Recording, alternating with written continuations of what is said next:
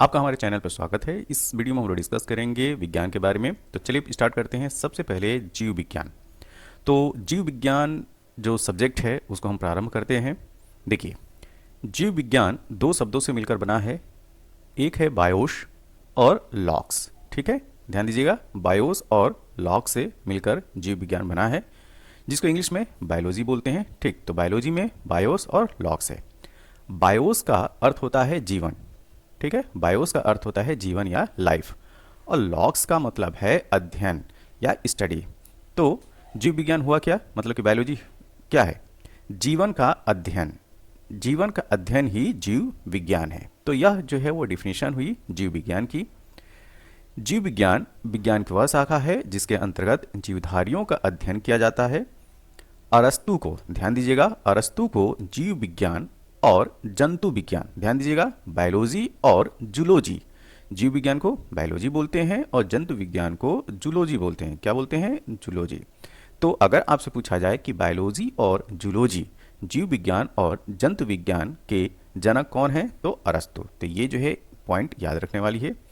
अब चलते हैं दूसरे पॉइंट की तरफ। जीव विज्ञान की बहुत सारी जो है उप शाखाएं हैं। ठीक, तो जो इसकी जो सब ब्रांचेज हैं वो कौन कौन सी हैं उसको हम लोग डील करेंगे। तो इस क्रम में जो पहला है जेरेंटोलॉजी। ठीक है, जेरेंटोलॉजी। तो जेरेंटोलॉजी जीव विज्ञान की वह शाखा है जिसके अंतर्गत मनुष्य में बुढ़ापा और बुढ़ापा लाने के जो भी कारक होते हैं उसकी स्टडी की जाती है। तो अगर आपसे पूछा जाए कि जेरेंटोलॉजी क्या है, तो मनुष्य में बुढ़ापा, ठीक, और बुढ़ापा किस कारण होता है उसके कारकों के जो अध्ययन होता है वह कहलाएगा जेरेंटोलॉजी। पेडोलॉजी क्या है? मृदा, मतलब कि सॉइल और मृदा निर्माण इत्यादि का जो अध्ययन होता है वो पेडोलॉजी के अंतर्गत करते हैं। तो सॉइल और सॉइल फॉर्मेशन की स्टडी किसके अंतर्गत की जाती है? पेडोलॉजी के अंतर्गत। दूसरी ब्रांच है लिथोट्रिप्सी, बहुत इंपॉर्टेंट है। लिथोट्रिप्सी क्या है?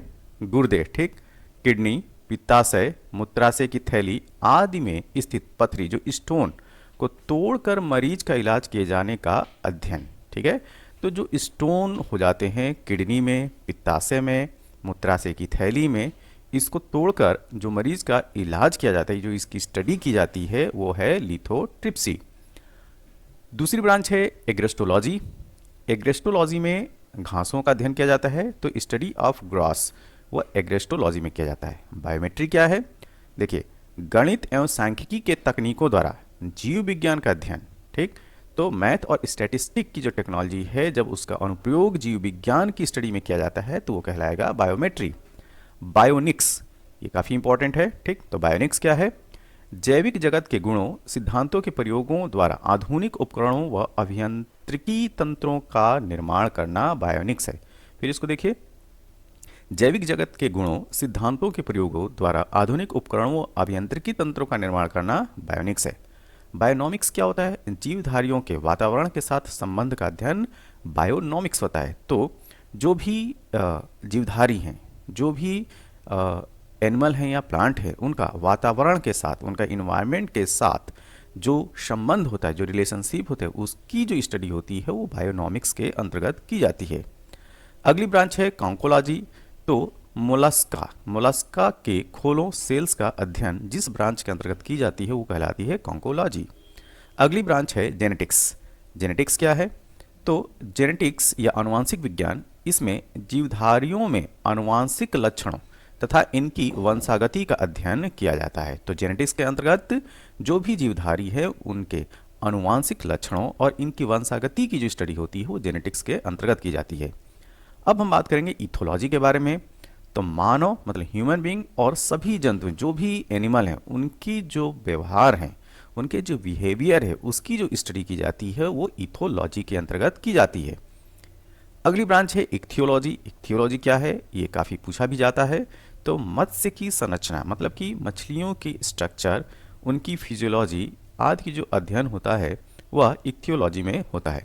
तो मत्स्य की संरचना, कैरिकी का अध्ययन जिस ब्रांच के अंतर्गत होता है वह है इक्थियोलॉजी। पैलिनोलॉजी क्या है? तो विभिन्न प्रकार के परागकणों के अध्ययन को पैलिनोलॉजी बोलते हैं। पैरासाइटोलॉजी क्या है? परजीवी जीवों का अध्ययन पैरासाइटोलॉजी कहलाता है। इंटमोलॉजी क्या है? कीटों का अध्ययन इंटमोलॉजी कहलाता है। फ्रेनोलॉजी, देखिए ये बहुत इंपॉर्टेंट है। फ्रेनोलॉजी कपाल गुहा की संरचना के आधार पर मस्तिष्क के विभिन्न भागों की क्रियाशीलता तथा विक्षिप्तता का अध्ययन फ्रेनोलॉजी कहलाता है। आगे हम देखते हैं सेरीकल्चर, रेशम कीट पालन को सेरीकल्चर कहते हैं। पीसी कल्चर मत्स्य पालन कहलाता है। मैलेकोलॉजी मोलस्का की जो स्टडी होती है वो मैलेकोलॉजी के अंतर्गत आती है। ऑन्कोलॉजी कैंसर से संबंधित अध्ययन ऑन्कोलॉजी कहलाता है। टेरेटोलॉजी क्या है? शारीरिक विकास में आने वाली असामान्यताओं की जो स्टडी होती है वो टेरेटोलॉजी के अंतर्गत कही जाती है। ठीक है, तो जो बॉडी डेवलपमेंट है उसमें जो आने वाली असमानताएं हैं उसकी स्टडी टेरेटोलॉजी के अंतर्गत होती है। ऑस्टियोलॉजी क्या है? तो अस्थियों मतलब कि हड्डियों का जो अध्ययन है वो ऑस्टियोलॉजी कहलाता है। सीरोलॉजी रुधिर सीरम का अध्ययन, जो ब्लड सीरम है उसकी स्टडी सीरोलॉजी कहलाती है। ऑर्निथोलॉजी ये भी पूछा जाता है, तो पक्षियों का अध्ययन, जो पक्षियों की स्टडी होती है वह ऑर्निथोलॉजी के अंतर्गत आती है। अब इस चैप्टर में ये जो बायोलॉजी में जो ये जो चैप्टर है कोशिका विज्ञान वो काफ़ी इंपॉर्टेंट है। ठीक, कोशिका विज्ञान को इंग्लिश में साइटोलॉजी बोलते हैं, जिसके अंतर्गत सेल का अध्ययन किया जाता है। कोशिका सेल, कोशिका जीवन की सबसे सूक्ष्मतम संरचनात्मक इकाई है। ठीक है, तो अगर आपसे पूछा जाए कि लाइफ की सबसे छोटी यूनिट क्या है, या किसी भी जीव की जो सबसे छोटी जो इकाई होती है वह होती है कोशिका। सबसे छोटी कोशिका माइकोप्लाज्मा गैलीसेप्टिकम है। अगर आपसे पूछा जाए कि सबसे छोटी कोशिका का नाम बताइए तो उसका क्या नाम है? Mycoplasma gallisepticum. तो माइकोप्लाज्मा गैलीसेप्टिकम नामक जीवाणु की जो कोशिका होती है वो सबसे छोटी होती है।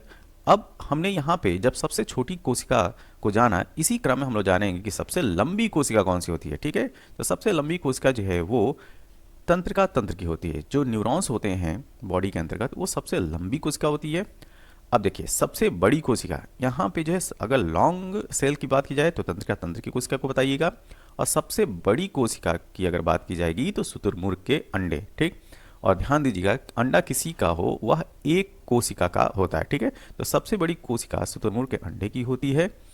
अब कोशिका का विभाजन उसके केंद्रक के आधार पर दो तरीके का किया गया है। तो कोशिका दो प्रकार की होती है, एक प्रोकैरियोटिक और दूसरा जो होता है वो यूकैरियोटिक होता है। अब हम बात करेंगे ये जो प्रोकैरियोटिक और यूकैरियोटिक कोशिका होती है इसमें डिफरेंस क्या होता है। तो प्रोकैरियोट और यूकैरियोटिक जो सेल्स होती हैं उनमें जो भिन्नता है उसका पहले हम आधार देख लें। कोशिका भित्ति के स्तर पर अगर हम लोग बात करें तो प्रोकैरियोटिक जो सेल होती हैं उसकी सेल वॉल प्रोटीन और कार्बोहाइड्रेट की बनी होती है, जबकि यूकैरियोटिक जो सेल होती है वो मूलतः सेलुलोज की बनी होती है, या अगर हम लोग फंगस में बात करें तो काइटिन की बनी होती है। माइटोकॉन्ड्रिया की बात करें तो माइटोकॉन्ड्रिया प्रोकैरियोटिक सेल्स में अनुपस्थित होता है, एब्सेंट होता है, यूकैरियोटिक सेल्स में प्रेजेंट होता है। एंडोप्लाज्मिक रेटिकुलम या अंतःप्रद्रव्य जालिका की बात करें तो इसमें एब्सेंट होता है और यूकैरियोटिक में प्रेजेंट होता है। राइबोसोम, इसमें 70S प्रकार के राइबोसोम होते हैं और यूकैरियोटिक में 80S प्रकार के राइबोसोम होते हैं। गॉल्जी बॉडी इसमें प्रेजेंट अनुपस्थित होता है, जबकि यूकैरियोटिक में उपस्थित होता है। केंद्रक झिल्ली मतलब कि न्यूक्लियर मेम्ब्रेन की बात करें तो इसमें एब्सेंट होता है। ठीक, मतलब प्रोकैरियोटिक में एब्सेंट होता है। इसी वजह से जो न्यूक्लियर मटेरियल होता है पूरा साइटोप्लाज्म में पाया जाता है। यूकैरियोटिक की बात की जाए तो यह उपस्थित होता है, तो केंद्रक झिल्ली उपस्थित होती है। लाइसोसोम, ध्यान दीजिएगा, लाइसोसोम प्रोकैरियोटिक सेल में एब्सेंट होता है जबकि यूकैरियोटिक में उपस्थित होता है। डीएनए की बात करें तो जो प्रोकैरियोटिक सेल होती है उसमें एकल सूत्री डीएनए पाए जाते हैं, जबकि यूकैरियोटिक सेल्स में द्विसूत्री डीएनए पाए जाते हैं। कोशिका विभाजन मूलतः विखंडन अथवा मुकुलन के द्वारा होता है। मुकुलन मतलब बडिंग, तो फिजन और बडिंग ये दो आधार हैं कोशिका विभाजन के, जबकि यूकैरियोटिक सेल्स में अर्धसूत्री और समसूत्री विभाजन होता है, मतलब कि मियोसिस और माइटोसिस। अगले चरण में हम लोग बात करेंगे कोशिका के मुख्य भाग। तो कोशिका के मुख्य भाग में सबसे पहले हम सेल वॉल की बात करेंगे। ध्यान दीजिए, यह केवल पादप कोशिका एवं जीवाणुओं की कोशिका में पाया जाता है। तो अगर आपसे पूछा जाए कि सेल वॉल क्या जंतु कोशिका में मिलता है, तो सेल वॉल जो है जंतु कोशिका में अनुपस्थित होता है। यह केवल और केवल पादप कोशिका मतलब कि प्लांट सेल्स और बैक्टीरिया में ही पाया जाता है। पादपों की कोशिका भित्ति सेल्यूलोज की बनी होती है, जबकि जो जीवाणु होते हैं उनकी जो सेल वॉल है, कोशिका भित्ति, वह पेप्टिडोग्लाइकेन की बनी होती है। तो ये जो नाम है पेप्टिडोग्लाइकेन आपको याद रखना है। जीवाणुओं की कोशिका भित्ति पेप्टिडोग्लाइकेन की बनी होती है। अगले चरण में हम लोग बात करेंगे सेल मेम्ब्रेन की, जिसको हिंदी में बोलते हैं कोशिका झिल्ली। कोशिका के सभी अंग कोशिका झिल्ली द्वारा घिरे होते हैं। यह एक अर्धपारगम्य झिल्ली होती है। अर्धपारगम्य का मतलब सेमी परमिएबल। इसका जो मुख्य कार्य होता है कोशिका के अंदर एवं बाहर वाले पदार्थों का निर्धारण करना, मतलब कि कौन से पदार्थ कोशिका के अंदर आएंगे, ध्यान दीजिए, कौन से पदार्थ जो है वो कोशिका के अंदर आएंगे और कौन से पदार्थ जो है वो कोशिका के अंदर नहीं आएंगे, यह निर्धारण होता है अर्धपारगम्य जो झिल्ली होती है सेल मेम्ब्रेन उसके द्वारा। एंडोप्लाज्मिक रेटिकुलम की अगर हम लोग बात करें अंतःपरदव्य जालिका की, तो अंतःपरदव्य जालिका केंद्रक झिल्ली तथा कोशिका कला मतलब कि जो सेल मेम्ब्रेन होती है उससे अटैच होती है। ठीक है, इसका जो मुख्य कार्य होता है उन सभी वसाओं मतलब कि फैट्स और प्रोटीनों का संचरण करना है, जो कोशिका झिल्ली मतलब कि जो सेल मेम्ब्रेन है और जो न्यूक्लियर मेम्ब्रेन है आदि का निर्माण करते हैं। आगे चलते हैं राइबोसोम के बारे में। यह राइबोन्यूक्लिक एसिड नामक प्रोटीन की बनी होती है। ठीक है, तो राइबोसोम किसके बने होते हैं? राइबोन्यूक्लिक एसिड नामक प्रोटीन की। तो ये जो अगर यहाँ पे बात किया जाए तो ये थोड़ा सा गलत टाइप का है। ठीक है, राइबोसोम जो बना होता है राइबोन्यूक्लिक एसिड ठीक प्लस प्रोटीन, इस तरह से याद रखिए, न कि राइबोन्यूक्लिक एसिड नामक प्रोटीन। इसका जो प्रमुख कार्य होता है प्रोटीन संश्लेषण की क्रिया के लिए स्थान प्रदान करना है। तो प्रोटीन सिंथेसिस, जो प्रोटीन सिंथेसिस जिसको ट्रांसलेशन बोलते हैं, ठीक, प्रोटीन का जो निर्माण होता है उसके लिए जो जगह प्रोवाइड करता है वो राइबोसोम करता है। यह प्रोटीन का उत्पादन स्थल है, इसीलिए इसे प्रोटीन की फैक्ट्री भी कहते हैं। तो प्रोटीन की फैक्ट्री किसको बोलते हैं? राइबोसोम्स को। अब हम बात करेंगे माइटोकॉन्ड्रिया के बारे में। तो माइटोकॉन्ड्रिया 1890 ईस्वी में अल्टमान ने कोशिकाओं में माइटोकॉन्ड्रिया का उल्लेख किया था, लेकिन उन्होंने इसका नाम माइटोकॉन्ड्रिया नहीं रखा था, इन्होंने इसका नाम बायोप्लास्ट नाम दिया था। ठीक, तो 1890 ईस्वी में अल्टमान ने कोशिकाओं में माइटोकॉन्ड्रिया का उल्लेख किया, परंतु इसे बायोब्लास्ट नाम दिया था। सबसे पहले सी बेंडा ने माइटोकॉन्ड्रिया नाम दिया। यह कोशिका का श्वसन स्थल है और इसे कोशिका का पावर हाउस भी कहते हैं। ठीक है, तो जैसा कि हम जानते हैं कि पावर हाउस का क्या काम होता है? ऊर्जा प्रदान करना। तो उसी तरीके से कोशिका का जो ऊर्जा का सोर्स होता है वो माइटोकॉन्ड्रिया ही होता है। गोल्जी बॉडी की बात करें, इसकी खोज कैमिलो गोल्जी ने 1898 ईस्वी में की थी। गोल्जी बॉडी को लाइपोकॉन्ड्रिया भी कहते हैं और पौधों में इसे डिक्टियोसोम कहते हैं। तो गोल्जी बॉडी का नाम लाइपोकॉन्ड्रिया भी है और प्लांट में इसे डिक्टियोसोम कहते हैं। कोशिकीय श्रावण की बात करें, ठीक है, तो सेल सिक्रेशन। गोल्जी काय की प्रमुख कार्य निम्नलिखित हैं। जैव कलाओं का रूपांतरण, जो मॉडिफिकेशन होता है सेल मेम्ब्रेन का, वह जो है वो गोल्जी बॉडी के द्वारा होता है। हार्मोन्स तथा जटिल जो कार्बोहाइड्रेट का जो निर्माण करना होता है वह इसी के द्वारा है। एक्रोसोम का निर्माण भी जो है गोल्जी बॉडी करती है। ग्लाइकोप्रोटीन और ग्लाइकोलिपिड का भी निर्माण गोल्जी बॉडी के द्वारा होता है। अगला जो सेल ऑर्गेनेल है वह है लाइसोसोम। 1955 में लाइसोसोम की खोज सबसे पहले डी दुवे ने किया था। लाइसोसोम का प्रमुख कार्य बाह्य पदार्थों का भक्षण एवं पाचन करना होता है। ठीक है, तो जो भी एक्सटर्नल मटेरियल आते हैं जो अनवांटेड होते हैं उनका डाइजेशन करना और उनको खत्म करना वो लाइसोसोम का काम होता है। इसे आत्महत्या की थैली या सुसाइड बैग भी कहा जाता है। तारककाय या सेंट्रोसोम। सेंट्रोसोम की खोज एडवर्ड वॉन वेनेडेन ने 1883, ठीक, कब? 1883 ईस्वी में किया, जबकि इसका नामकरण टी बावेरी ने 1888 ईस्वी में किया था। जो सेंट्रोसोम होता है वह जंतु की कोशिकाओं में ही पाया जाता है। तो प्लांट सेल्स में सेंट्रोसोम एब्सेंट होता है, केवल और केवल जो है वो एनिमल सेल्स में तारककाय पाया जाता है। प्लास्टिड की बात करें तो लवक की खोज हेकल नामक वैज्ञानिक ने की थी और लवक प्राय पादप कोशिकाओं में पाए जाते हैं। जंतु कोशिका में प्लास्टिड्स का अभाव होता है। अब इस क्रम में हम लोग बात करेंगे क्लोरोप्लास्ट। ठीक, तो प्लास्टिड्स के जो प्रकार हैं उसमें हम पहला स्टडी करेंगे हरित लवक या क्लोरोप्लास्ट। हरित लवक में पर्णहरिम मतलब कि क्लोरोफिल नामक हरे रंग का वर्णक पाया जाता है। हरित लवक की सहायता से पेड़ पौधे प्रकाश संश्लेषण करते हैं एवं अपना भोजन बनाते हैं। हरित लवक को कोशिका का रसोई घर भी कहा जाता है। अगर आपको सेल का किचन पूछा जाए किसको कहा जाता है तो बताइएगा क्लोरोप्लास्ट को। और सेल का पावर हाउस किसे कहा जाता है, तो वह है माइटोकॉन्ड्रिया। दूसरा है वर्णी लवक, ठीक है, क्या, क्रोमोप्लास्ट। वर्णी लवक हरे रंग को छोड़कर अन्य कई रंगों जैसे कि लाल, पीले, नारंगी आदि रंग के होते हैं, या पौधों के रंगीन भाग जैसे कि पुष्प, फल भित्ति मतलब कि जो फ्रूट वॉल होती है वो, और बीज आदि में पाए जाते हैं। ठीक, तो ये हो गया क्रोमोप्लास्ट।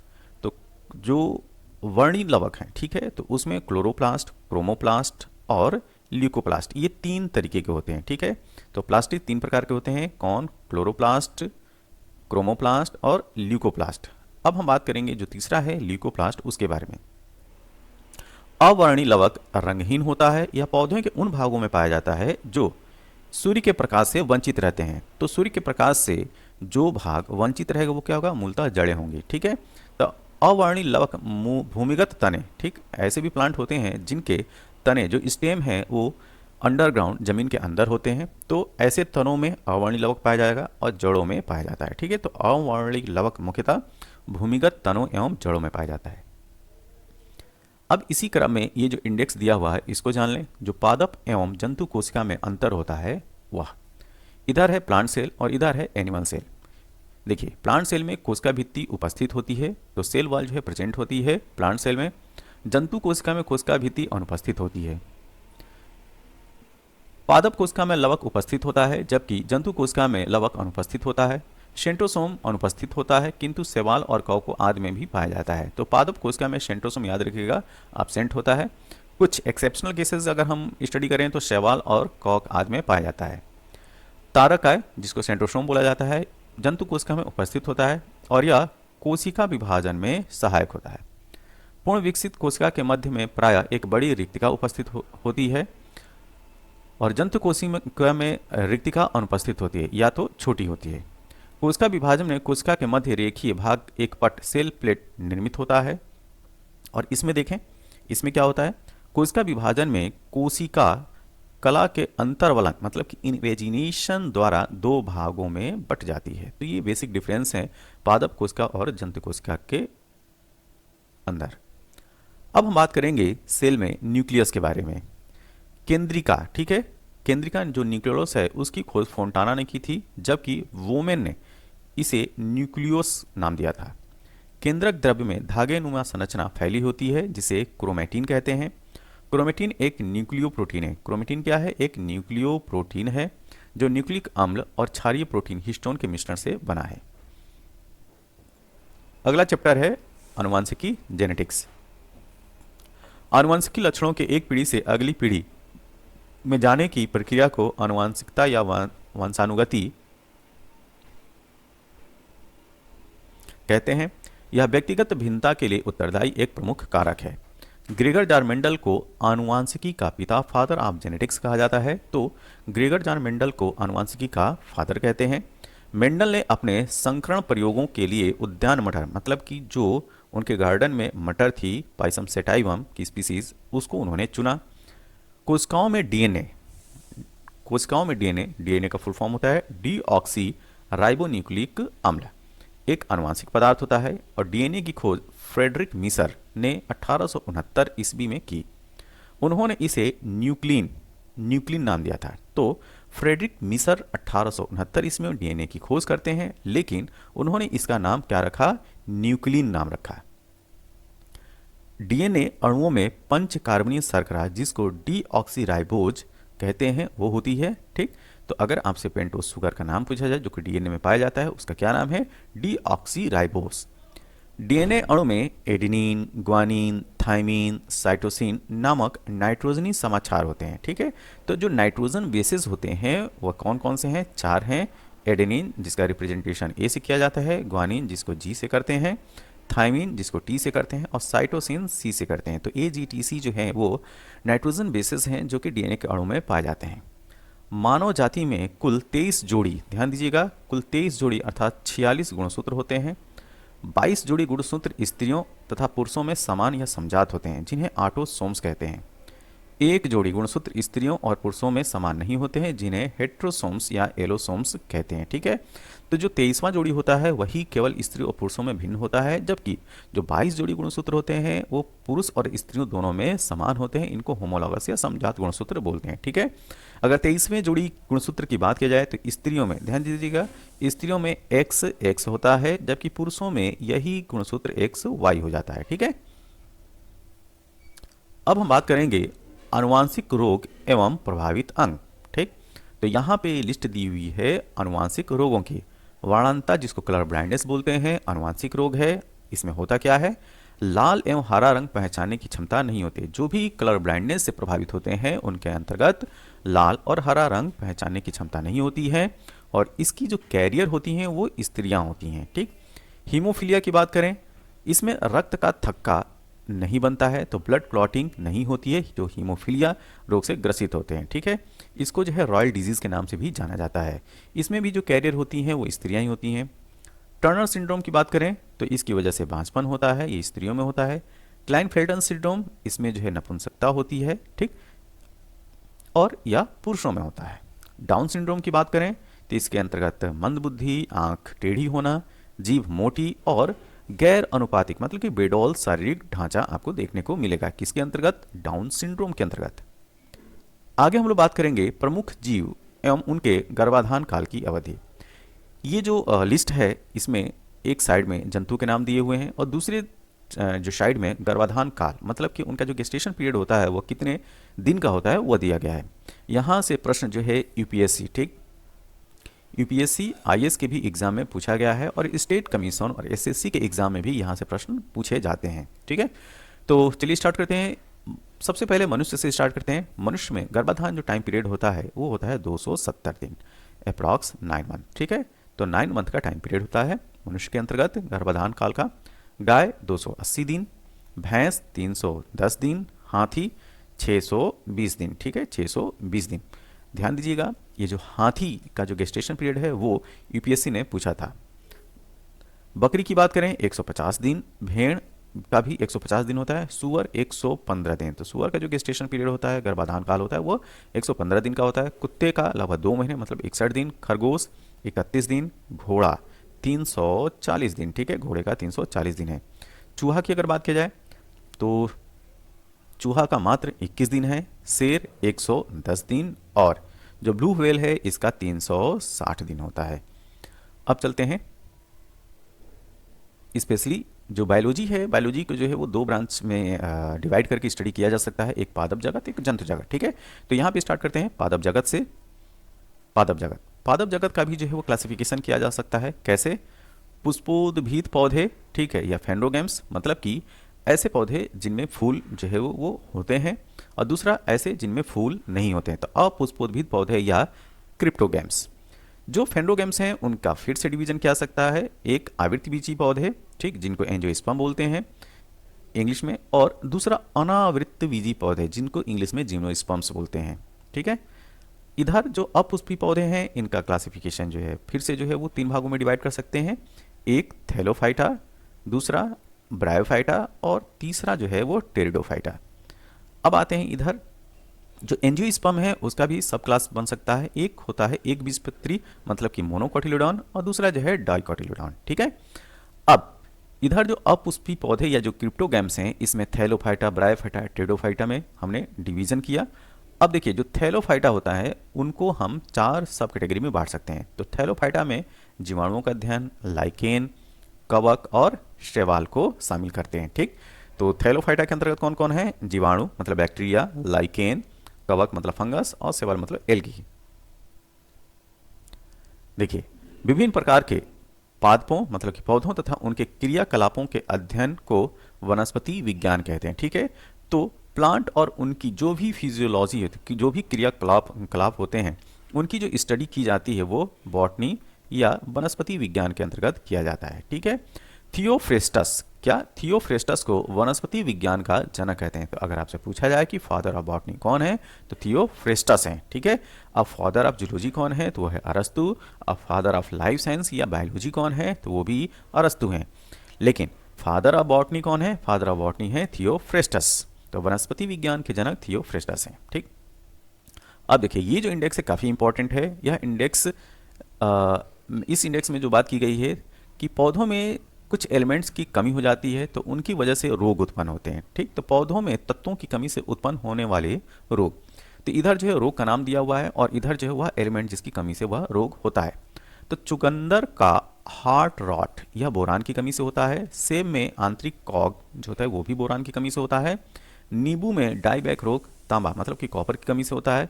पत्ता गोभी में विपटेल रोग मॉलिबेडनम, ठीक है, मॉलिबेडनम का संकेत MO, मॉलिबेडनम की कमी से होता है। नींबू में लिटिल लीफ रोग जिंक की कमी से होता है। ठीक है, जिंक का संकेत ZN होता है। धान में खैरा रोग, ये वेरी इंपॉर्टेंट है, ये क्वेश्चन जो है अक्सर घूमता रहता है। धान में खैरा रोग ये भी जिंक की कमी से होता है। अगला, फूल गोभी में जो ब्राउनिंग रिंग है वो बोरॉन की कमी से होता है। धान व जो लेग्यूमिनस प्लांट होते हैं पुनः ग्रहण रोग यह तांबा की कमी से होता है। तो ये जो लिस्ट है वो याद रखिएगा। तो किन तत्वों की कमी से कौन से रोग होते हैं। अब कुछ इंपॉर्टेंट फैक्ट्स। सबसे बड़ा अगर आपसे पूछा जाए कि आवृत्तिबीजी पौधा का नाम बताइए तो मतलब कि सबसे बड़ा एंजियोस्पर्मिक प्लांट जो है वो यूकेलिप्टस है। विश्व का सबसे लंबा वृक्ष सिकोया है। ठीक, तो सिकोया एक जिम्नोस्पर्म प्लांट है। क्या है? जिम्नोस्पर्म। तो अगर आपसे एंजियोस्पर्म का सबसे बड़ा पौधा पूछा है तो यूकेलिप्टस है। और विश्व का सबसे लंबा वृक्ष जो है वो सिकोया है जो कि एक अनावृत्तिबीजी मतलब कि जिम्नोस्पर्मिक प्लांट है। क्या है? जिम्नोस्पर्म। ठीक है, सबसे छोटा आकार में आवृत्तिबीजी पौधा मतलब कि एंजियोस्पर्म ये है वुल्फिया ग्लोबोसा। क्या? वुल्फिया ग्लोबोसा जो है वो सबसे छोटा आवृत्तिबीजी पौधा है। सबसे बड़ा बीज लुडोसिया का है। ठीक, लुडोसिया का बीज सबसे बड़ा बीज होता है। सबसे बड़ा फूल या पुष्प रेफ्लेसिया और नोल्डाई। क्या? और नोल्डाई। सबसे बड़ा विजार्ड या ओविल साइकस का होता है जो कि एक जिम्नोस्पर्मिक प्लांट है। सबसे छोटा बीज आर्किड का होता है। सबसे छोटी कोशिका माइकोप्लाज्मा जिसका हम ऊपर अध्ययन किए हैं। अब इसी क्रम में हम लोग बात करेंगे कि सबसे कम गुणसूत्र वाला आवृत्तिबीजी पौधा, तो ये है हिप्लोपैपस ग्रेसिलिस। ठीक है, फिर से समझिए इसको। सबसे कम गुणसूत्र वाला आवृत्तिबीजी पौधा कौन है? हिप्लोपैपस ग्रेसिलिस। इसमें मात्र 4 गुणसूत्र होते हैं। तो क्रोमोसोम की संख्या जो थी मात्र 4 होती है। सबसे ज़्यादा क्रोमोसोम वाला आवृत्तिबीजी पौधा जो है वो ओफियोग्लोसम है जिसमें 1266, कितना? 1266 क्रोमोसोम होते हैं। सबसे बड़ा ब्रायोफाइट जो है वो डाइसोनिया है। क्या? डाइसोनिया सबसे बड़ा ब्रायोफाइटा प्लांट है। अब हम व्यक्तिगत तौर पे बात करेंगे विषाणु के बारे में। ठीक, तो विषाणु क्या होते हैं, वायरस क्या होते हैं? तो विषाणु अकोशिकीय अति सूक्ष्म जीव हैं। ठीक है, ध्यान दीजिएगा, ये नॉन सेलुलर हैं। और वायरस न तो जीव में आता है न तो निर्जीव में आता है। यह एक कनेक्टिव लिंक है। कुछ कैरेक्टर इसके जो है वो जीव के भी पाए जाते हैं और कुछ कैरेक्टर इसके जो है वो निर्जीव के भी पाए जाते हैं। तो सजीव और निर्जीव दोनों के बीच की ये मध्यस्थता करता है। दोनों के जो है वो प्रॉपर्टी पाए जाते हैं।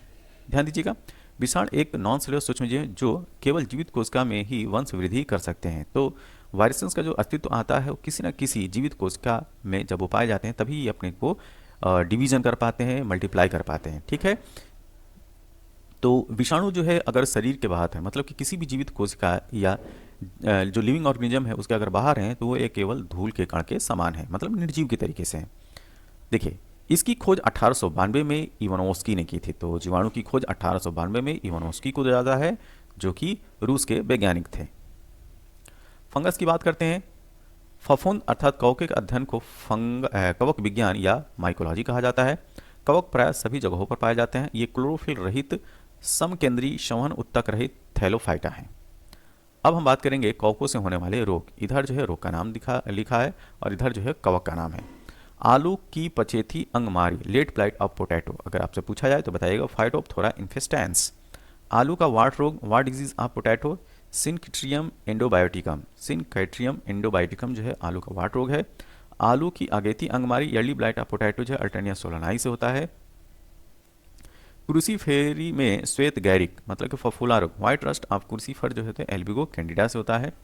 गेहूं का स्लथकॉर्न, लूज स्मट ऑफ व्हीट, स्टिलागो न्यूडा ट्रिटिकाई से होता है। ठीक है, या ट्रिटिसाई से होता है। तो स्टिलागो न्यूडा tritici loose smut of wheat होता है। गन्ने का रेड रॉट, ये अक्सर एग्जाम में पूछा जाता है। ठीक, red rot of sugar cane, ये होता है कोलिटोट्राइकम फल्केटम से। कोलिटोट्राइकम फल्केटम से।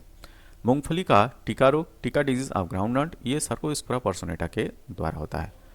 विल्ट ऑफ अरहर फ्यूजेरियम उडम, ठीक है, जो फ्यूजेरियम उडम कवक है उसकी वजह से विल्ट ऑफ अरहर होता है। जौ का स्लतकंड या निरावृत स्मट लूज स्मट ऑफ बॉर्ली जो है वो स्टिलागो न्यूडा के द्वारा होता है, ठीक है, स्टिलागो न्यूडा के द्वारा जौ का स्लतकंड या निरावृत स्मट है। अब हम बात करते हैं लाइकेंस के बारे में। लाइकेंस शैवाल तथा कवक के सहचर्य से निर्मित जीव समूह है, मतलब कि एक सिम्बियोटिक एसोसिएशन है किसका, एल्गी और फंगस का। लाइकेन में लैंगिक जन केवल इनके कवकी घटक द्वारा होता है, ठीक है, मतलब कि जो फंगस वाला जो पार्ट होता है।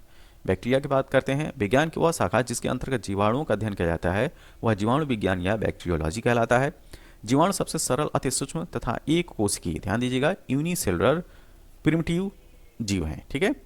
1683 ईस्वी में सबसे पहले हॉलैंड के निवासी एंटोनी वॉन लीवेनहॉक ने इसकी खोज की और इन्हें जीवाणु विज्ञान का पिता कहा जाता है। अगर आपसे पूछा जाए कि जीवाणु विज्ञान का पिता किसे बोला जाता है तो एंटोनी वॉन लीवेनहॉक, ठीक।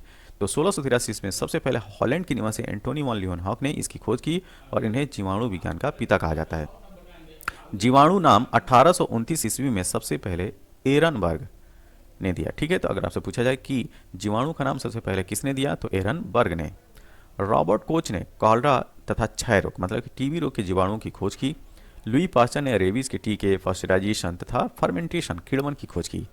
तो रॉबर्ट कोच को श्रेय जाता है कॉलरा तथा क्षय रोग के जीवाणु की खोज का और लुई पास्चर को रेबीज के टीके, पास्चराइजेशन तथा किण्वन की खोज का श्रेय जाता है। अब हम इधर बात करेंगे बैक्टीरिया और इधर हम बात करेंगे रोग। शीडोमोनास सोलनेसेरम, आलू का सैथिल रोग, मतलब कि पोटैटो विल्ट जो होता है वो शीडोमोनास सोलनेसेरम के द्वारा होता है। एग्रोबैक्टीरियम टीमिफिशियंस क्राउन गॉल जो डिजीज है वो एग्रोबैक्टीरियम टीमिफिशियंस के द्वारा होता है। जेंथोमोनास कैम्पेस्ट्रिस, बंद गोभी का काला गलन, ब्लैक रॉट ऑफ कैबेज जो है वो जेंथोमोनास कैम्पेस्ट्रिस के द्वारा होता है। अब हम बात करेंगे जो अनावृत बीजी पौधे हैं, ठीक है, मतलब कि जो जिनमें जो है सीड नहीं बनते हैं, ठीक, उनके बारे में। तो ये वास्तव में टेडोफाइट्स तथा आवृत बीजी पौधों के बीच का समूह होता है। तो अनावृत बीजी पौधे मतलब कि जिम्नोस्पर्म, ठीक है। तो ये टेडोफाइट्स और आवृत बीजी जो एंजियोस्पर्म होते हैं उनकी जो बीच की स्थिति होती है वो जिम्नोस्पर्म की होती है। इस समूह में वे पौधे आते हैं जिनमें बीज तो बनते हैं परंतु वे नग्न रूप में होते हैं, मतलब कि सीड कोट का अभाव होता है इनके बीजों में। इनमें अंडाशय का पूर्णतः अभाव पाया जाता है। संसार का सबसे ऊंचा पौधा सिकोया समपरवायरेंस, ठीक, ध्यान दीजिएगा, इसको हमने अभी ऊपर पढ़ा। सिकोया समपरवायरेंस इसी समूह से संबंधित है, ठीक है। आवृत्ति बीजी या ये कहा जाए एंजियोस्पर्मिक प्लांट, इस समूह के पौधों में बीज फल के अंदर होते हैं, ठीक। इसमें जो है शीट कोट पाया जाता है।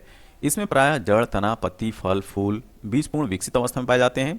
पुष्प की उपस्थिति तथा डबल फर्टिलाइजेशन, ये पॉइंट जरूर याद रखिए, पुष्प की उपस्थिति तथा डबल फर्टिलाइजेशन इन पौधों का एक विशिष्ट लक्षण है, ठीक है। तो फूल भी होते हैं और इसमें डबल फर्टिलाइजेशन भी होता है, द्विनिषेचन। इन पौधों के बीज में बीज पत्र मतलब कि कोटिलेडन होते हैं, जिसके आधार पर इस समूह को दो वर्गों में विभाजित किया गया है। एक होते हैं एक बीजपत्री पौधे, ठीक, मोनोकोटिलेडॉन। तो एक बीजपत्री पुष्पोद्भिद पौधों का वह समूह है जिनके बीजों में एक ही बीजपत्र, एक ही कोटिलेडॉन्स होते हैं। अब हम दूसरा बात करेंगे जो डाइकोटिलेडॉन्स प्लांट्स होते हैं, इनके बीज में दो बीजपत्र होते हैं, ठीक, और ये दो बीजपत्र इसी वजह से डाइकोटिलेडॉन्स उनको बोला जाता है। अब जो एंजियोस्पर्मिक प्लांट हैं उन प्लांट के अंतर्गत कुछ जो विशेष फैमिली हैं, ठीक, और उनके जो कुछ मूल पौधे हैं उनके बारे में हम जानेंगे। जैसे ब्रेसिकेसी जो कि पहले क्रूसीफेरी के नाम से जाना जाता था ये फैमिली, इसके जो पौधे हैं सरसों, मूली और सलजम। सरसों, मूली, सलजम ब्रेसिकेसी फैमिली से बिलोंग करते हैं। मालवेसी फैमिली से भिंडी, गुड़हल, कपास और पटसन वाले पौधे होते हैं। लेगुमिनोसी से शीशम, बबूल, कत्था, अशोक, गुलमोहर, कचनार, छुईमी, सिकाकाई, मेथी, सनई, इमली और सभी जो दलहनी फसलें हैं वो लेगुमिनेसी प्लांट फैमिली के अंतर्गत आती हैं। एस्ट्रेसी या कंपोजिटी जो है पुराना नाम है इस फैमिली का, वर्तमान नाम जो है एस्ट्रेसी है। तो एस्ट्रेसी के अंदर सूरजमुखी, भृंगराज, गुलदाउदी, गेंदा, कुसुम, डहेलिया और कुश आते हैं। कुकुरबिटेसी की अगर बात करें तो कुकुरबिटेसी के अंतर्गत कद्दू, खीरा, तरबूज, खरबूज, टिंडा, लौकी, चिंचिड़ा, परवल, करेला, ककड़ी और तुरई आते हैं। रोजेसी की बात करें तो सेब, बादाम, नाशपाती और स्ट्रॉबेरी। रुटेसी नींबू, संतरा, मौसमी और बेल।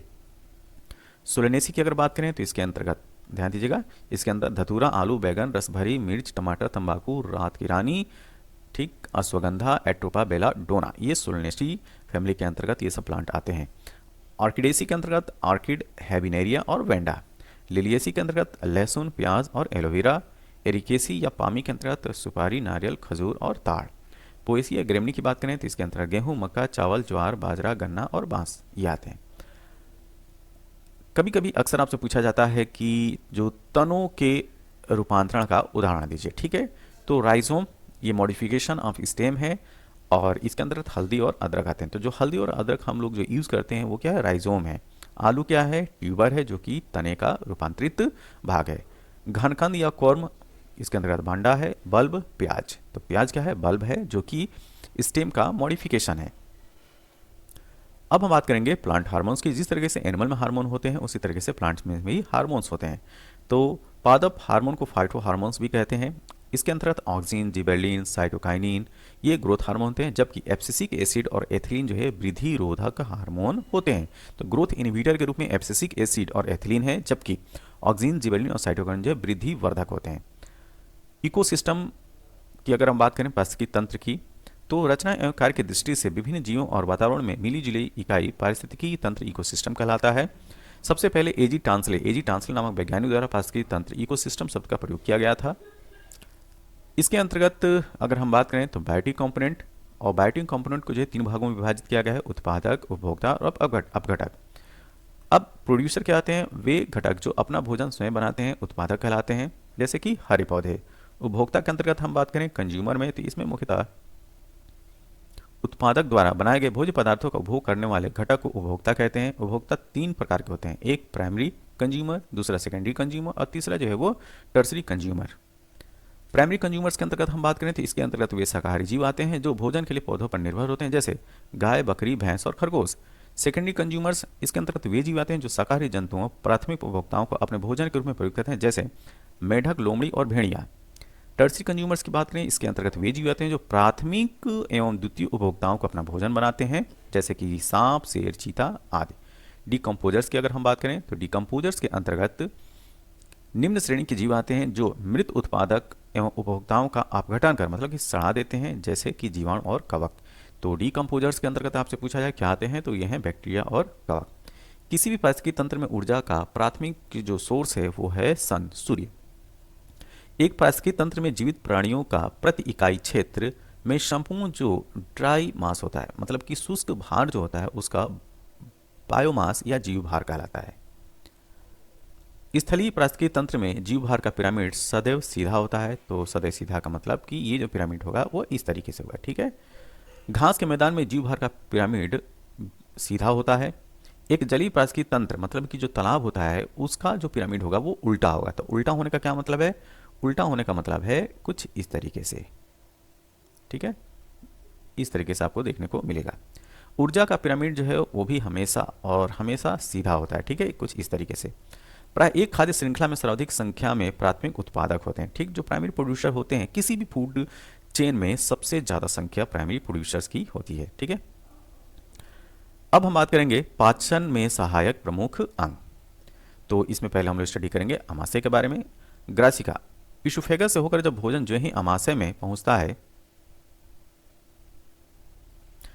तो आमाशय से पाइलोरिक भाग की ओर क्रमांकुंचन प्रारंभ हो जाता है। जठर रस मतलब कि गैस्ट्रिक जूस में पेप्सिन एवं रेनिन नामक एंजाइम होते हैं। रेनिन दूध प्रोटीन के पाचन में सहायक होता है, ठीक है।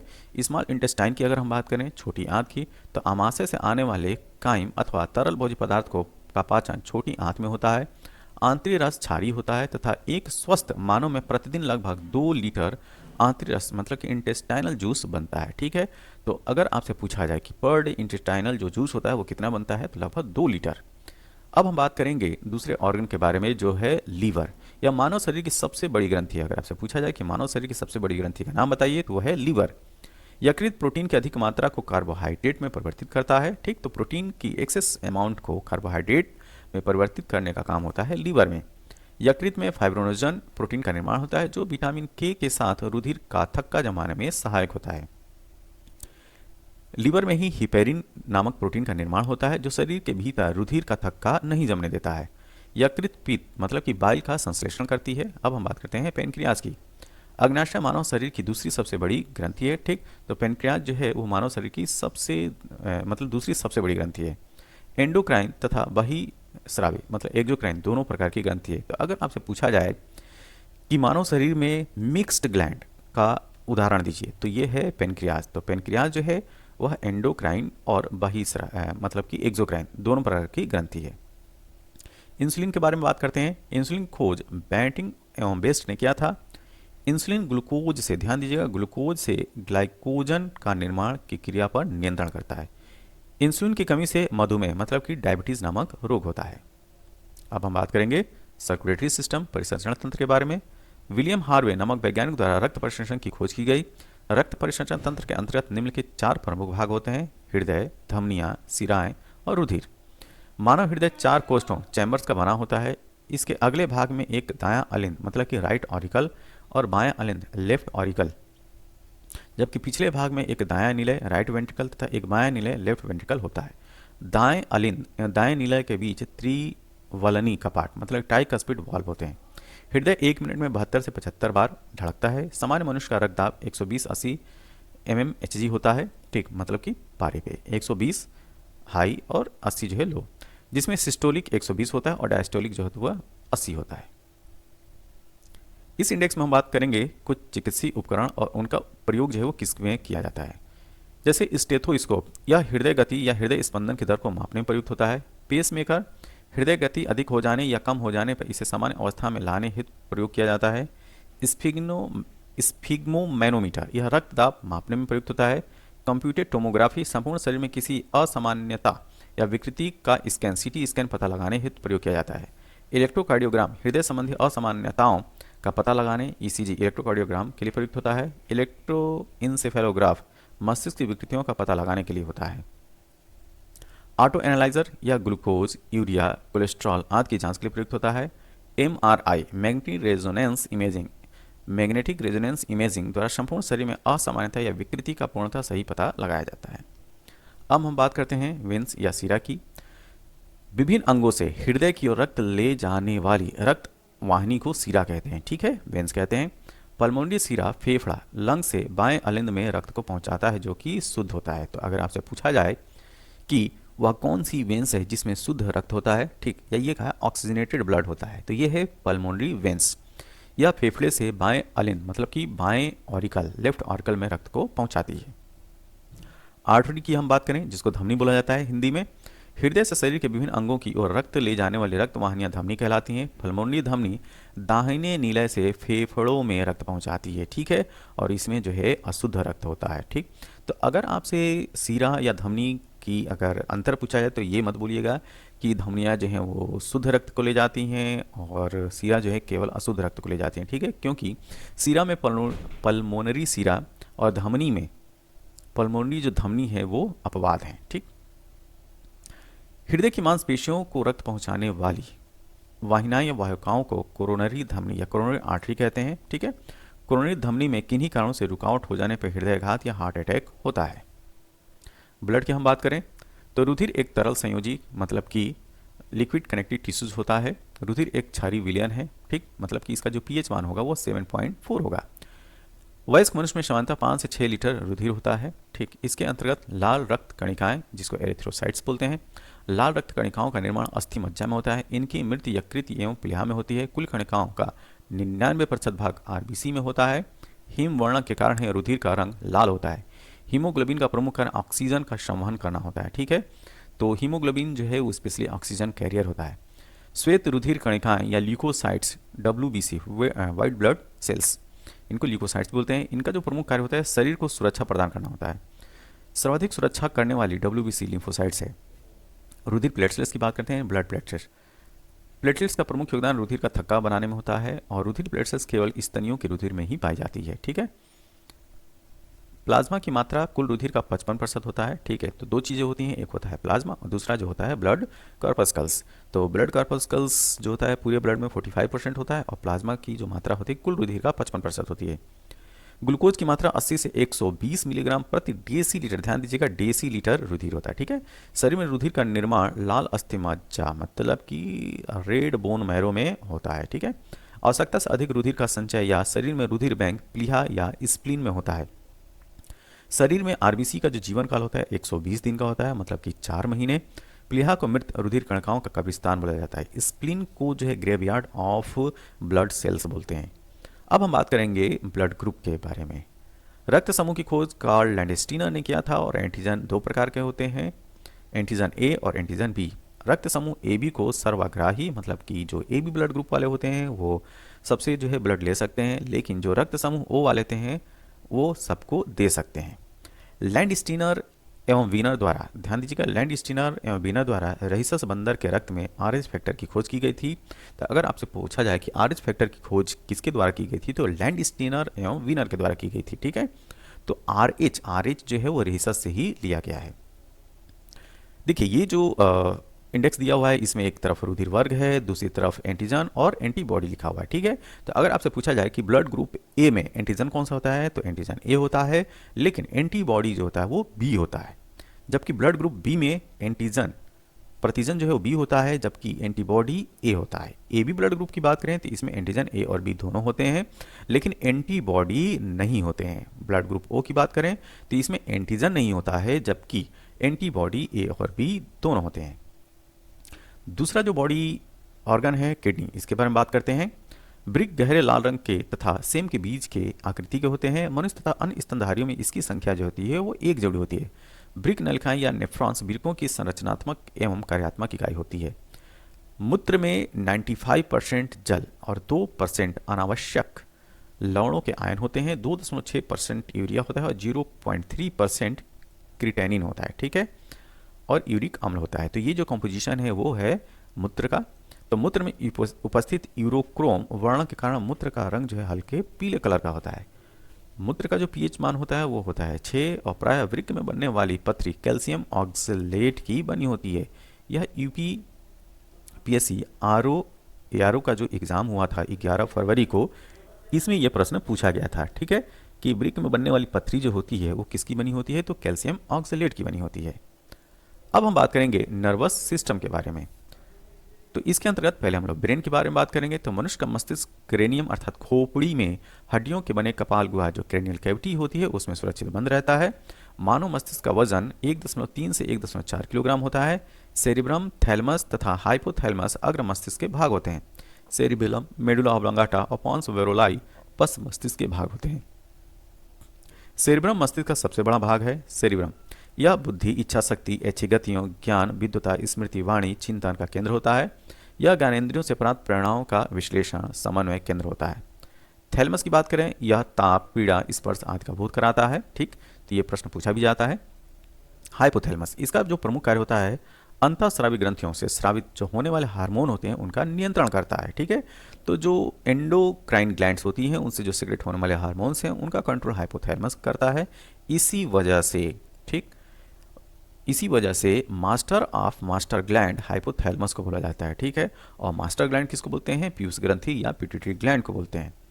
यह भूख, प्यास, ताप नियंत्रण और प्यार घृणा आदि के केंद्र होते हैं। सेरिबेलम की बात करें, यह पश्च मस्तिष्क के ऊपरी भाग में स्थित होता है। सेरिब्रम के मध्य के बाद यह मस्तिष्क का दूसरा सबसे बड़ा भाग है। इसका कार्य शरीर का संतुलन बनाए रखना है, ऐच्छिक पेशियों के संकुचन पर नियंत्रण करना है। मेडुला ऑब्लांगेटा का मुख्य कार्य हृदय स्पंदन की दर में प्रबलता, श्वसन दर, भोजन निगरण, वमन, खांसने, छींकने, हिचकी, स्वाद, लार, श्रवणों संतुलन, जीभ की गतियों आदि का नियंत्रण करना है। अब हम बात करेंगे मेरुरज्जु के बारे में, ठीक, स्पाइनल कॉर्ड के बारे में। मेरुरज्जु प्रतिवर्ती क्रियाओं का नियंत्रण एवं समन्वय करती है, ठीक है। तो ये क्या करती है, जो रिफ्लेक्शन एक्शन होता है उसका कंट्रोल करना और कोऑर्डिनेशन करना है।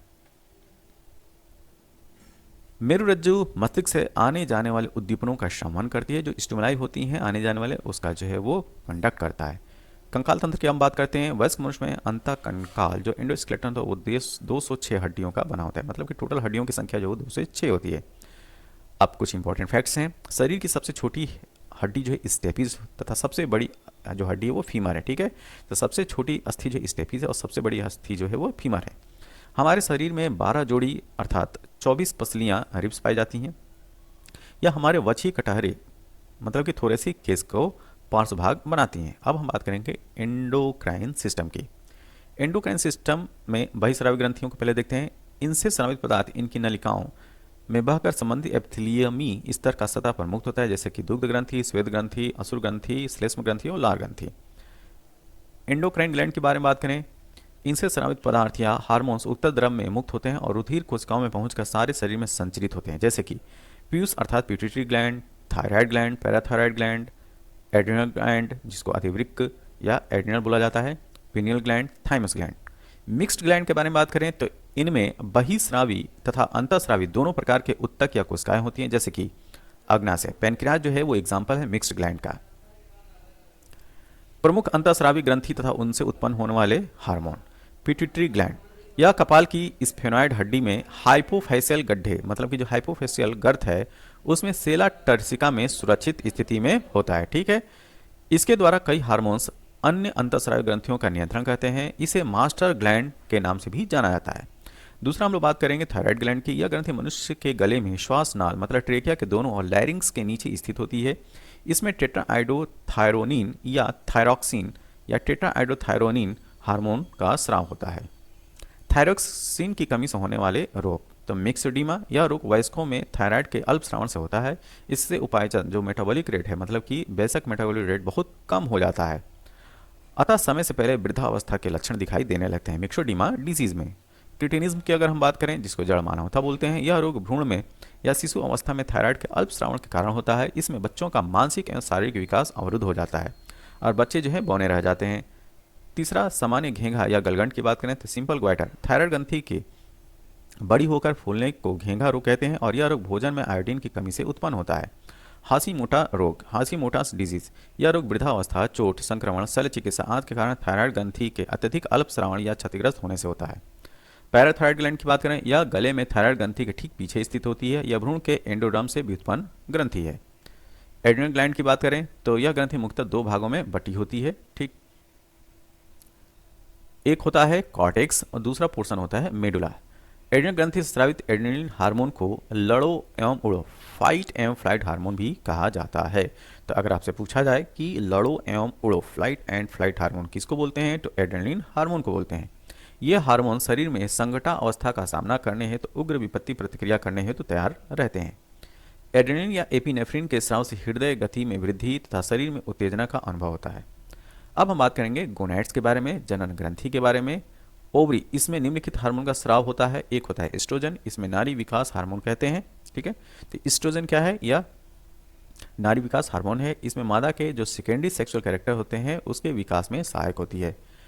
प्रोजेस्टेरॉन की बात करें, यह प्रेगनेंसी के लिए आवश्यक लक्षणों के विकास को प्रेरित करता है। टेस्टिस की बात करते हैं हम, तो वृषणों में लेडिंग कोशिकाओं सेल्स ऑफ लेडिंग से नर हार्मोन्स अर्थात एंड्रोजेंस का स्राव होता है। एंड्रोजेंस टेस्टोस्टेरोन होता है, इसे पौरुष विकास हार्मोन कहते हैं। अब हम बात करेंगे अगला न्यूट्रिएंट्स के बारे में, तो इसमें हम विटामिन के बारे में स्टडी करेंगे। विटामिन की खोज फंक ने किया था। विटामिन जटिल कार्बनिक यौगिक होते हैं। अब तक 20 प्रकार के विटामिन जो है वो ज्ञात किए जा चुके हैं। इनकी दो श्रेणियां हैं, एक जल में घुलनशील विटामिन और दूसरे जो है वसा में घुलनशील विटामिन। तो जल में घुलनशील विटामिन बी और सी हैं, जबकि वसा में घुलनशील विटामिन ए, डी, ई और के हैं। अब यहाँ पे ये जो है लिस्ट दी हुई है, इसमें एक तरफ विटामिन है, दूसरी तरफ जो है कमी, उनकी कमी से उत्पन्न होने वाले रोग और इसके स्रोत क्या है, मतलब कि आप क्या खाएंगे कि ये विटामिन आपको प्राप्त हो जाएगा। तो विटामिन ए की बात करते हैं, जिसका केमिकल नाम जो है रेटिनॉल है। इसकी कमी से रतौंधी होता है, जीरोप्थैल्मिया, संक्रमण, त्वचा की कोशिकाओं में परिवर्तन, ये सब जो है विटामिन ए की कमी से होता है। इसकी भरपाई कर सकते हैं गाजर, हरी सब्जियां, दूध, मक्खन, अंडा और लीवर यानी जिगर आदि खाने से। विटामिन बी1 का रासायनिक नाम थायमीन है। इसकी कमी से बेरी और ग्रोथ जो है वो रुक जाती है। अनाज, फलियां, सोयाबीन और दूध आदि के सेवन से जो है इसकी कमी को पूरा किया जा सकता है। विटामिन बी2 को राइबोफ्लेविन बोलते हैं। इसकी वजह से किलोसिस होता है, ठीक है, किलोसिस होता है जिसमें मसूड़े जो है वो फट जाते हैं, होंठ जो है, मसूड़े नहीं, होंठ फट जाते हैं। इसके लिए पनीर, अंडे, ईस्ट, मांस और हरी पत्तियां खानी चाहिए। विटामिन बी3 नियासिन या निकोटिनिक अम्ल, इसकी कमी से पेलाग्रा होता है। ईस्ट, मांस, मछली, अंडे, दूध, फलियां आदि खाने से इसकी कमी को दूर किया जा सकता है। विटामिन बी5 या पेंटोथेनिक अम्ल की बात करें, चर्म रोग, वृद्धि कम और बाल सफ़ेद इसकी कमी से होता है। अंडे, दूध, मांस, मूंगफली B6 की बात करें, पैराडॉक्सिन, रक्त क्षीणता, चर्म रोग, पेशी ऐंठन, दूध, ईस्ट, अनाज, मांस आदि की कमी से इसको दूर किया जा सकता है। बायोटिन की बात करें, चर्म रोग, बालों का झड़ना जो है वो B7 की वजह से होता है। मांस, गेहूं, अंडा, सब्जी, फल आदि खाने से इसकी कमी को दूर किया जा सकता है। B9 को फोलिक अम्ल भी बोलते हैं। रक्त क्षीणता मतलब कि एनीमिक जो कंडीशन होती है वो B9 की कमी से होती है। अकुंठित वृद्धि जो रूडिमेंट्री ग्रोथ होती है वो B9 की कमी से होता है। इसके लिए हरी सब्जियां, फलियां, ईस्ट, मांस, अंडे और दूध अंडे का सेवन करना चाहिए। B12 साइनोकोबालामीन, ठीक है, इसकी वजह से भी एनीमिया होता है, तंत्रिका तंत्र की गड़बड़ी होती है। मांस, मछली, अंडा, दूध और आग के जीवाणु आदि में इसका निर्माण होता है। ये एक चीज़ जरूर याद रखिएगा, विटामिन B12 का निर्माण जो है वो अपने शरीर के अंदर ही होता है। ठीक, आंत के जो जीवाणु होते हैं इसका निर्माण करते हैं। अदरवाइज आप मांस, मछली, अंडा, दूध आदि के अगर सेवन करते हैं तो इसकी कमी को दूर कर सकते हैं। विटामिन सी की बात करें, इसको एस्कॉर्बिक अम्ल बोला जाता है, मतलब कि इसका जो केमिकल नेम है एस्कॉर्बिक एसिड है। इसकी कमी से स्कर्वी रोग होता है। इसको दूर करने के लिए नींबू वंश के जो फल होते हैं उनका सेवन कीजिए, टमाटर खाइए, आंवला खाइए। विटामिन डी की बात करें तो इसको केमिकली कैल्सीफेरॉल के नाम से जाना जाता है। इसकी वजह से रिकेट्स रोग होता है बच्चों में, और वयस्कों में ऑस्टियोमिलेसिया रोग होता है, ठीक है, जो कि हड्डी से संबंधित रोग है। आप मक्खन का सेवन कीजिए, मछली का तेल, अंडा आदि का सेवन कीजिए। तो सूर्य के प्रकाश से, ध्यान दीजिएगा, सूर्य के प्रकाश से जो है शरीर में इसकी सिंथेसिस होती है।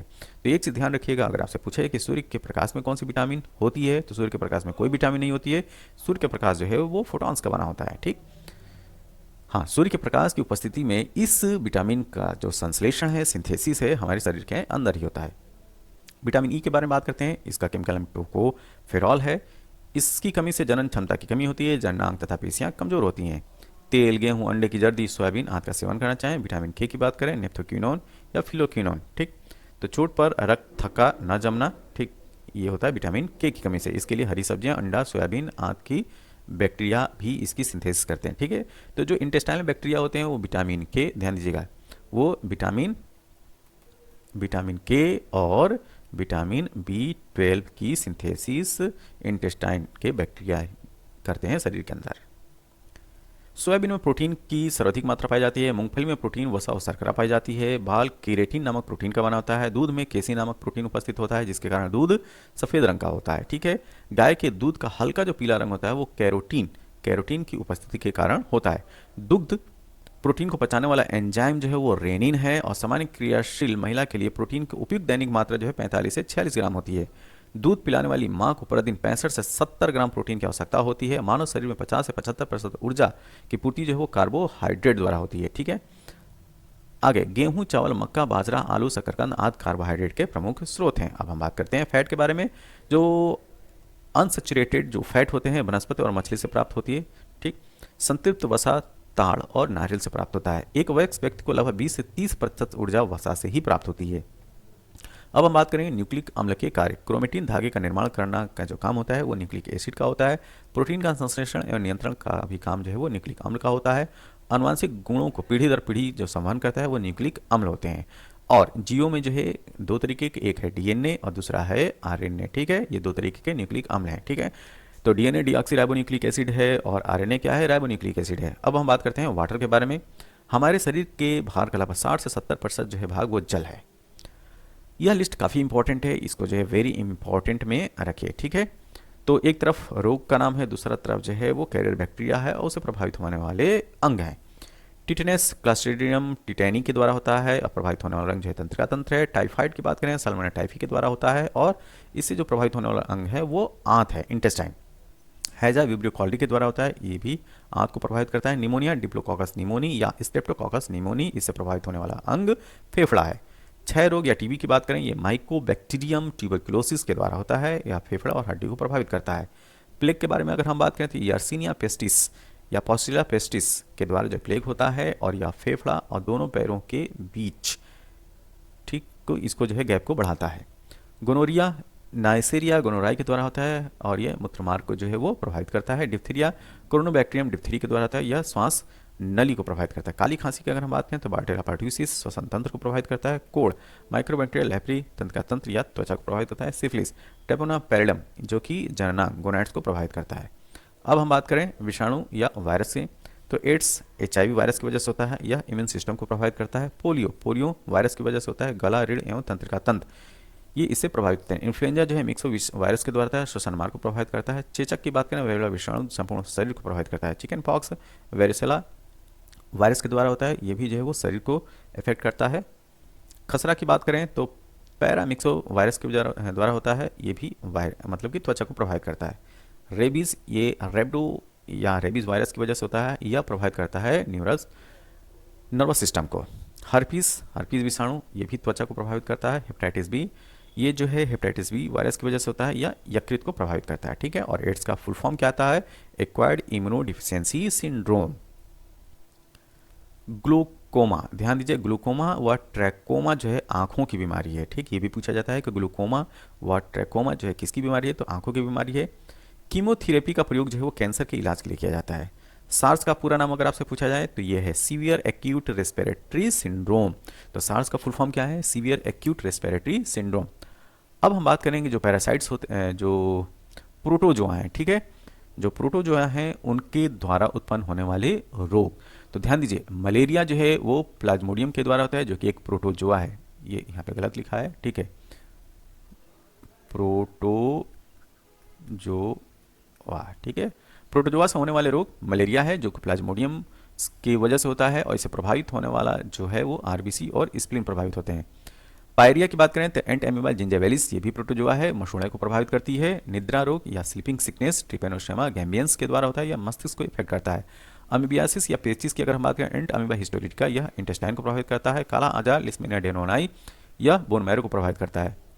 डायरिया की बात करें तो ग्यार्डिया इंटरसेंटेनलिस या छोटी आंत को प्रभावित करता है।